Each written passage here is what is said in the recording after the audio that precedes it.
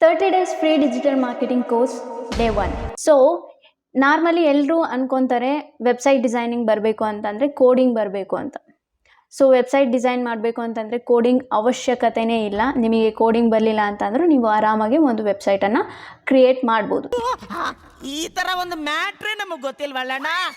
So ನೀವು ಯಾವುದೇ ಒಂದು ವೆಬ್ಸೈಟನ್ನು ತೊಗೊಂಡ್ರು ಈ ಒಂದು 3 ಫ್ಯಾಕ್ಟರ್ಸ್ ಮಾತ್ರ ಇದ್ದೇ ಇರ್ತವೆ. www and website name and .in .com .org ಈ ರೀತಿ 3 ಫ್ಯಾಕ್ಟರ್ಸ್ ಯಾವುದೇ ಒಂದು ವೆಬ್ಸೈಟಲ್ಲೂ ಇದ್ದೇ ಇರುತ್ತೆ.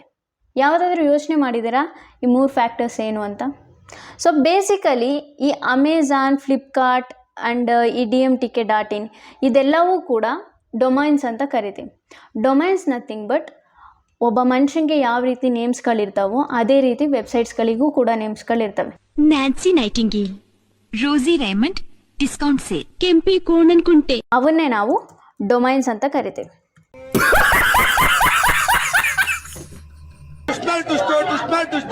ಎರಡನೇ ಭಾಗ ವೇಟ್ ಮಾಡ್ಬೇಕು ನಾವು.